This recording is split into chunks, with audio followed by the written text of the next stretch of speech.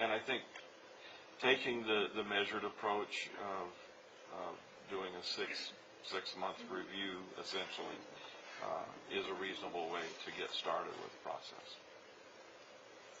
I just remember the question that I had a while back was the question of the accountability of city attorney fees if a litigation begins in a previous fiscal year but carries over, because they're all not nice and neat and tidy, and they don't go, July 1 to July 1. So do we charge back for the accountability of the beginning of a litigation to the previous fiscal year that it initiated, and then carry the balance forward into the current? I'll defer to Lorena on that one. Okay. The charges are posted every month, so whenever they send us the bill, they send us detail of everything that they've worked on that month. So if they've worked on a case for 3 years, we get progressive billing as it goes along. Then if a case is settled in excess of our $250,000 limit, when we get reimbursed, what we do is we reimburse the attorney's fund for the portion that was for attorney's fees, and then we reimburse the liability fund for the portion that was anything else, like our claims administrator being involved or anything like that. Okay, thanks. So the charges are up to date except for anything that might be over the retention? Yes. Thank you. If I could just add to that, it really does the growth is because of the litigation. So you're looking at probably around 65% of what that total is all litigation costs. Mm-hmm. So there's really no way that anyone can control that you get 2 lawsuits every week or whatever the case might be for that month or the next month after. So this portion really is out of anyone's control in terms of the increase. Well, I think that the person deciding on the litigation needs to be a different person than the firm that is going to be billing the hours. I think that's the clearest way for me to say it. And then to touch on that, I mean, you bring up the fact that litigation is the biggest cost, and I understand that. One, people are suing the city of Hemet that doesn't have a whole lot of money in the first place. Go find some rich cities to go sue. But I think the bigger thing is, and you mentioned that we don't really have any control over that, and actually, yes, we do. The control is the people that get elected in Sacramento who write these laws. They're the ones that need to start changing these laws so that the city is not always on the hook for bad litigation and for bad lawsuits when the city doesn't have any. I mean, we're spending thousands of dollars on lawsuits that we end up getting out of that we should have never been in the first place, but that's just money out the window that we can't recover. And so we can make the change. The change is we've got to elect different people in Sacramento to change the laws in Sacramento so that he's going to be reimbursed. Okay, so I'll get off my soapbox. No, absolutely right. You are absolutely. So the direction is that a 6-month budget on For attorney's fees. for attorney's fees, and that's the only amendment to the budget. I think. Do you want a motion? I certainly do. All right, I move that we approve this budget that we just went over, the fiscal year 19 and 20 budget, with the only change that our attorney services will be up to $750,000, and that we as City Council commit to change. So the $750,000 would be on a 6-month. Well, I don't want to include 6 months. I'm going to say that we're going to do that until they bring back a proposal, because we don't have a deadline. We have a year, and until they come back, they may get it all done in $750,000. So we just reduce it. Yep. Yeah, and he's got his pot of money sitting in his extra not spent amount, and I'll second that. Okay. Please vote.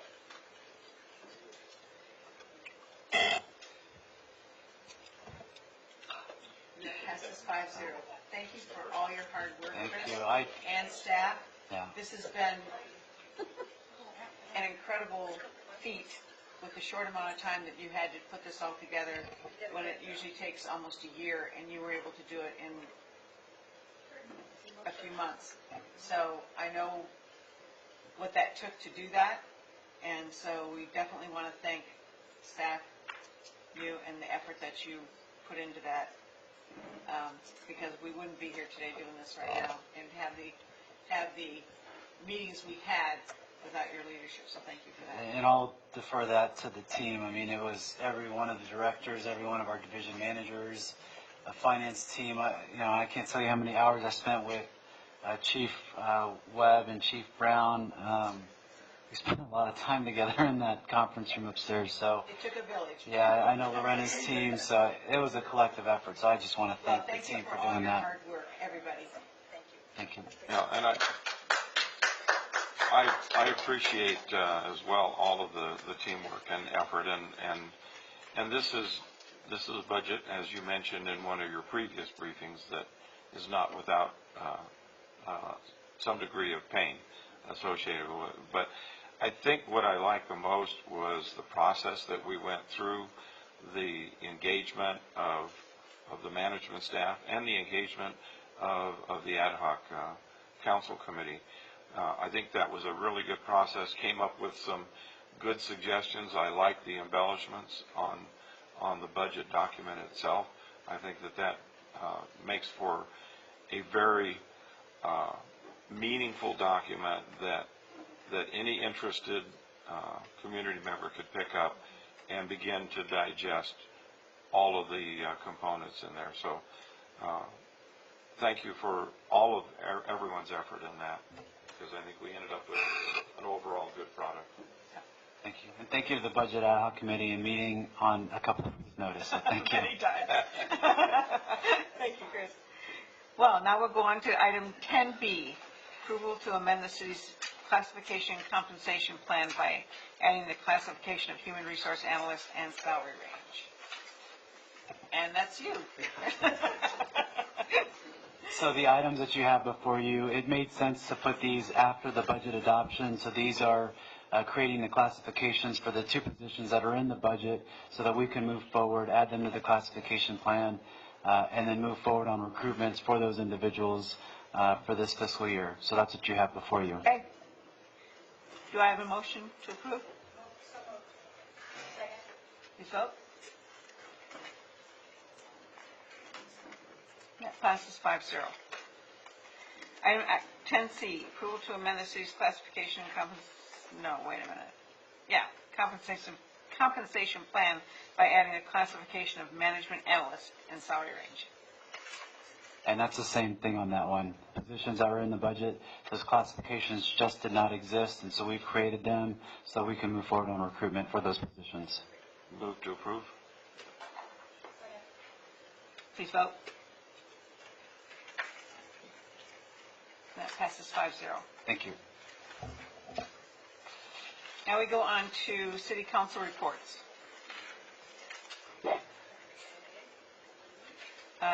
Councilmember Krupa.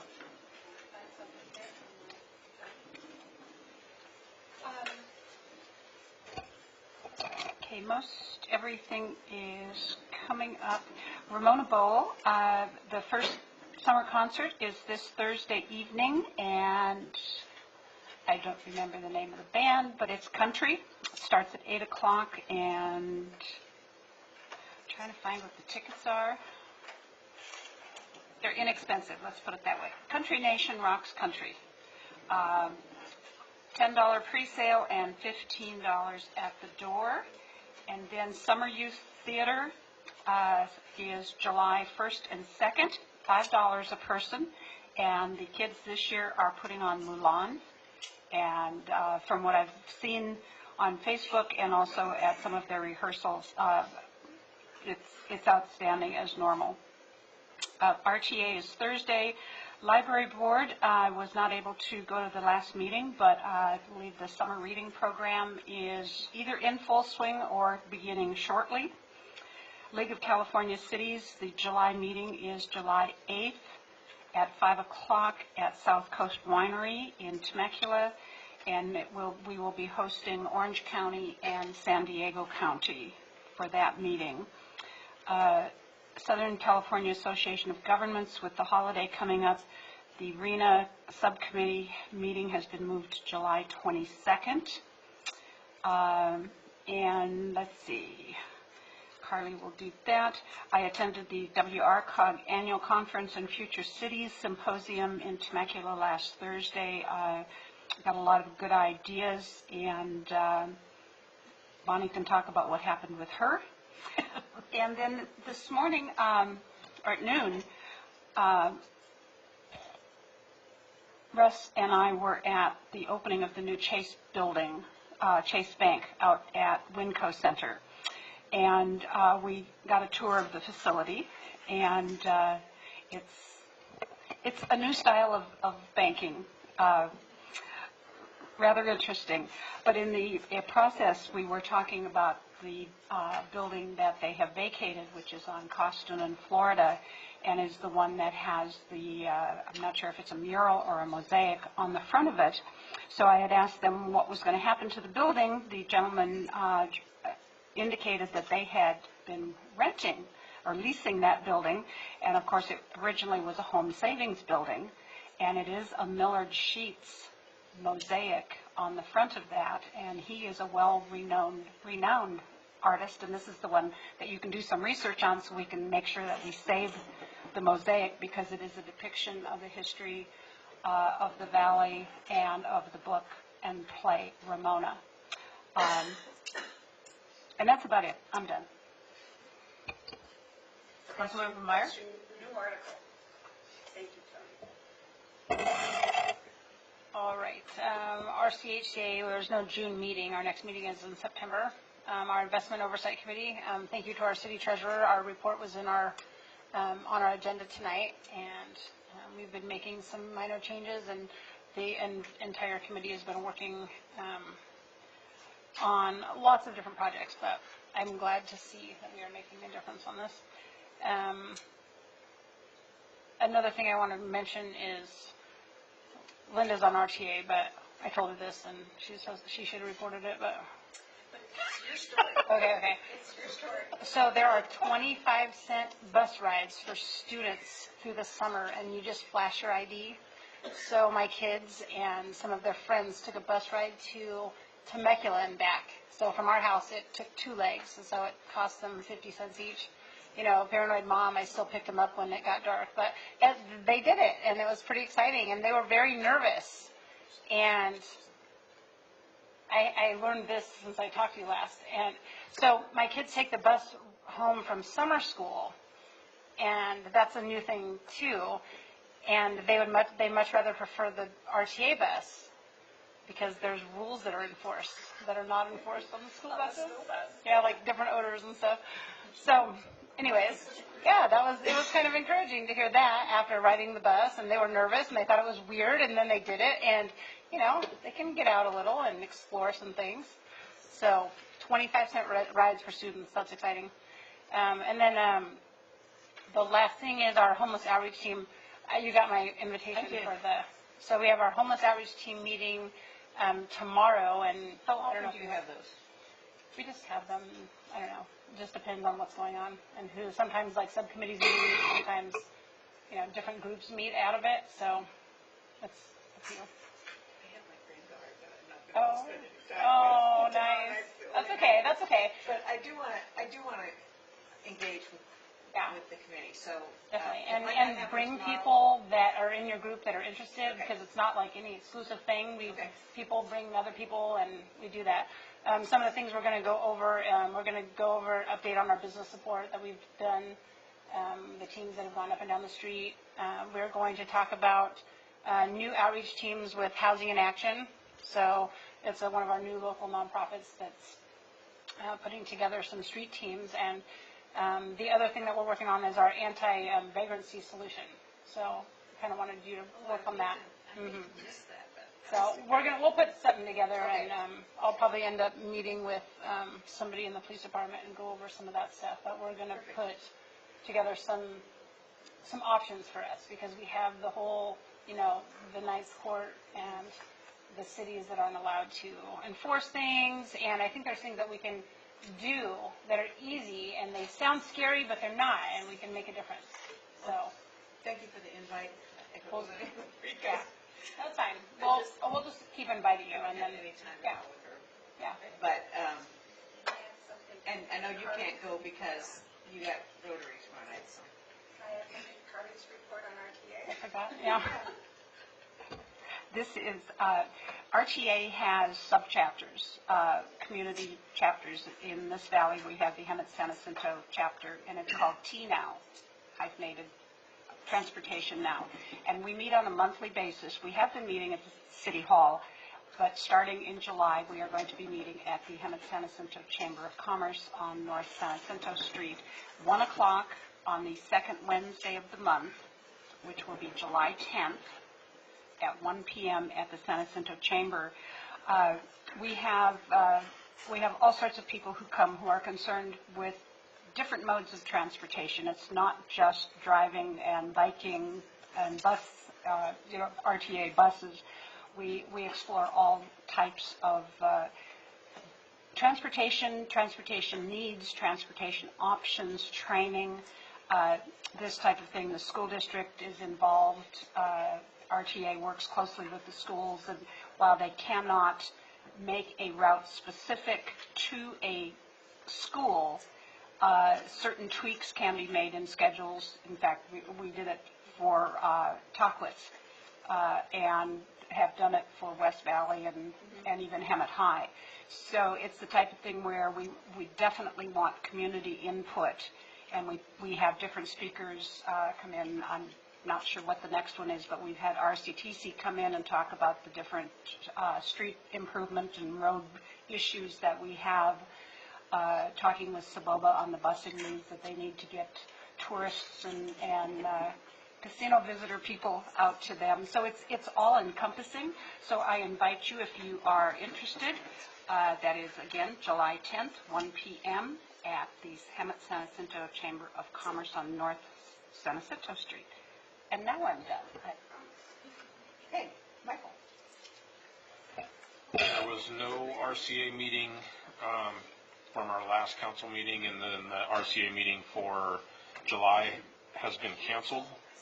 I did go to Sacramento a couple of weeks ago for the League of California Cities for a policy meeting with revenue and taxation. We had a special guest, Lisa Middleton, who is a city councilwoman from Palm Springs, who is actually now a local government representative to the CalPERS board. She was appointed by the governor, and it's good, I guess, because it's a councilwoman that's now on the CalPERS board. But one of the things that there was a question that was asked about some of their investment policy and how, if they're going to look at that change and make any changes to it moving forward. She made it clear that from her perspective, it's going to be continuing to make investments from a political stand as opposed to wise monetary policy, which is unfortunate because the taxpayers will still be on the hook for CalPERS. Don't we have two representatives from Riverside County on that board now? We do. I think we do. Yeah. Police officer, I'm not sure what his rank is, from Corona. Yeah. And now Lisa, so.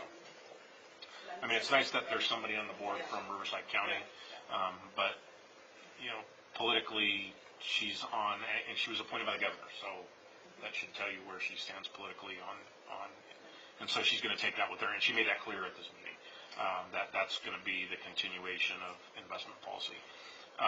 We talked about the governor's budget that was just passed.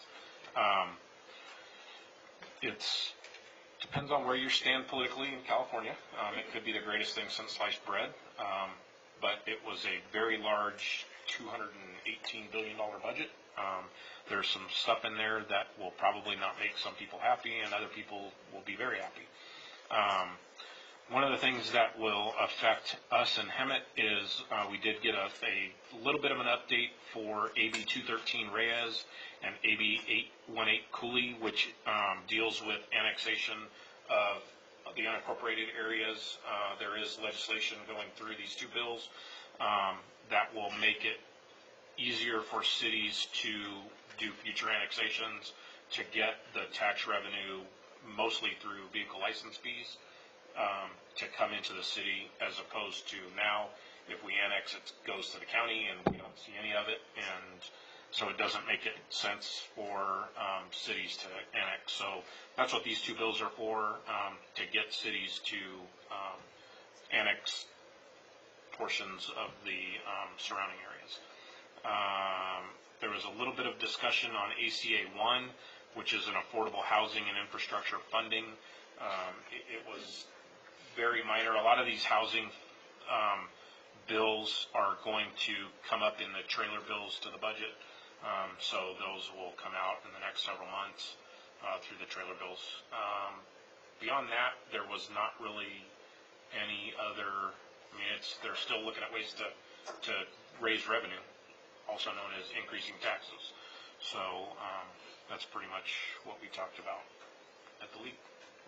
That's all I have. Oh, thank you. Been trying to make as many of the Chamber of Commerce ribbon cuttings that I can. Probably it's a little easier for me since I'm retired, and we thank you for that. lots of you are still working. So theoretically, I should have more availability to do that. So we had a ribbon cutting at Here USA on the 12th, which is also in the Winco Center, and that was very well attended. And there was also a ribbon cutting. AMF Lanes has joined the chamber now, and I wish I'd been a little more prepared because they offered us 6 lanes to do some bowling, but I didn't plan ahead for that. So actually my golf scores and my bowling scores should be reversed. Then I'd be really good. And like Linda said, attended the ribbon cutting today at Chase Bank, and one of the things that we both learned, because there were a lot of their higher-ups, regional representatives there, and Chase Bank is really, really motivated and committed to investing in the communities where they're located. And one of the regional managers made a presentation as part of the ribbon cutting, and he lives here in Hemet by choice, and he represents a very large area of this valley and into Temecula and elsewhere, and he chose to live here by choice. And so it was really reassuring to see that not only it was a state-of-the-art type of bank facility, totally different than any that you'd seen before, and but the fact that they're so committed to community involvement, so that was really good to hear. I also went to the League of California Cities as a representative to the Public Safety Policy Committee.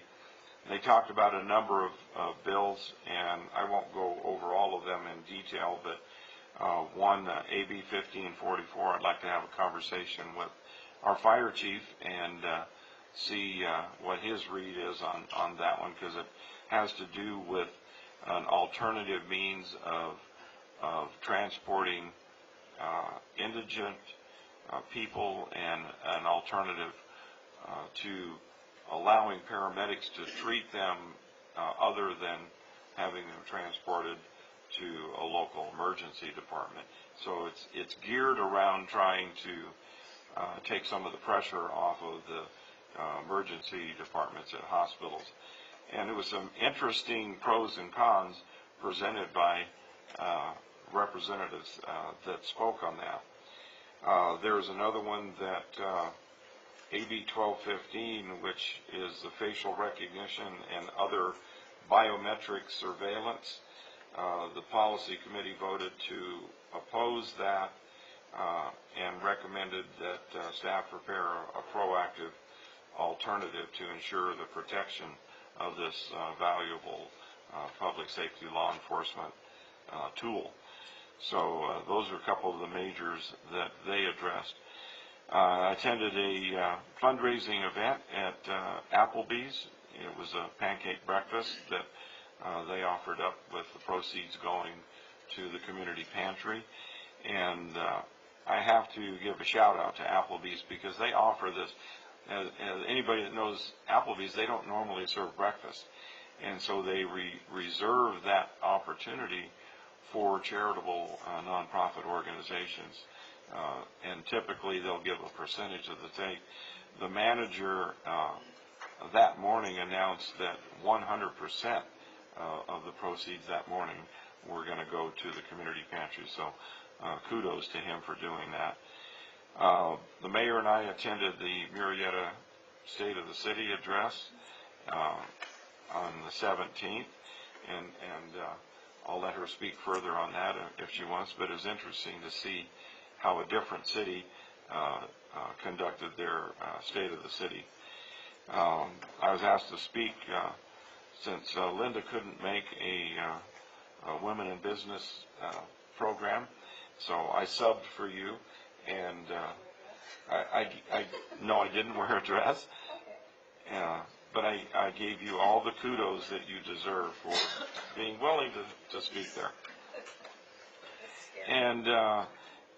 And then several of us, including our interim city manager, attended the WRCOG General Assembly in Pechanga, and we were happy to see that our mayor was inducted as the new chair, incoming chair for the WRCOG. So congratulations to Bonnie for that.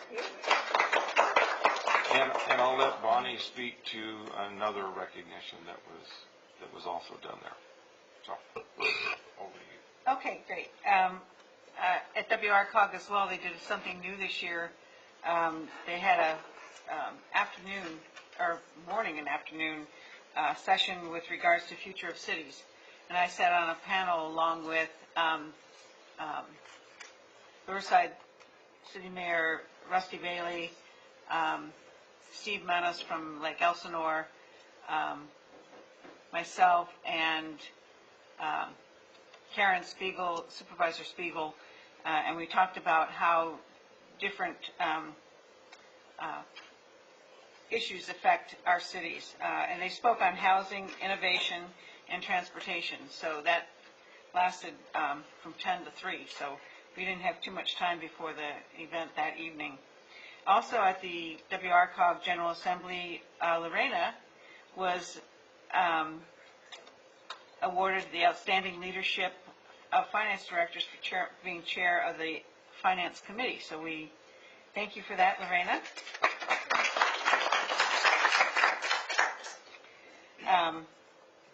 Planning Commission, they approved the Page Plaza Starbucks. That'll be a drive-through instead of just a get out of your car and go in. So a lot of people were happy to see that. Southern California Association of Governments, many of us went, a few of us went up to Banning to vote for our District 3 SCAG representative, Lloyd Wright from Ray Santos, yeah, Ray Santos from Beaumont, will be the new representative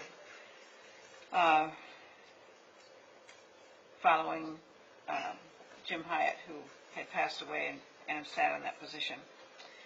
Let's see.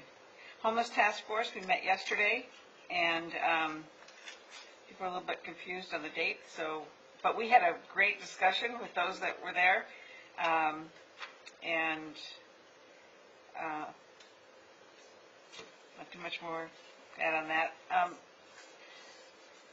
Chris, on the Escape Plaza Task Force, let's set up a time when we can circle back with the committee and get that presentation to council on the study, because we can't move forward with Grant applications until we've brought the study to council and see what the direction's going to be from that point on. On the ad hoc committee reports, on the Florida 74, Linda, we need to meet with the engineers to get along with our city engineer and meet with Caltrans engineers. They've asked me to come back and provide some options that they might agree to consider. So we need to do that ASAP, so we need to schedule that meeting with them. Budget ad hoc committee, are we done? I think we're done for now. Okay, that's all I have. Oh, no, special event funding ad hoc. Where are we with that? We'll get back to work next year to have a budget. Okay, perfect. Interim city manager, okay. I just want to know why Linda and Bonnie look so relieved that the budget ad hoc committee is done. I don't know what's going on. We don't have to spend all that time in conversation either. Yeah. I just have a few things. Last week I had the opportunity to speak at the Southwest Riverside County Association of Realtors. Great event, Walter. Councilmember Percival was in attendance there too. I really like sharing the positive work that's going on in our community, the investments that are being made, and so thanks for organizing that. I think it was a great platform to get information out about the positive work that's going on in our community. Stetson Bridge, I sent some pictures over the weekend of the progress that's going on there. It's moving along. Construction timeline is looking good, so great to see some movement on that. As well as the slurry seal projects. I just got some pictures earlier today from Robert and the engineering team that I'll share with the council in terms of the new streets that are going on over there that I'm sure the council will be happy to see. Good work coming out of Public Works in terms of the street light acquisition was finalized Friday afternoon. Great work to the Public Works team, the finance team. I know it was collective in terms of getting that finalized and taken care of, so great work. And then as it relates to the skate park, Chris is planning on bringing something back in August to the council. So those are all the updates that I had. You covered the Florida Avenue median items, and that's all I have, so thank you. Mayor, I do have one thing that I'd like to comment on. With our action on item 7F, establishing the new infrastructure commission, I'd like to offer my services to be liaison to that commission. Okay, that's a great idea.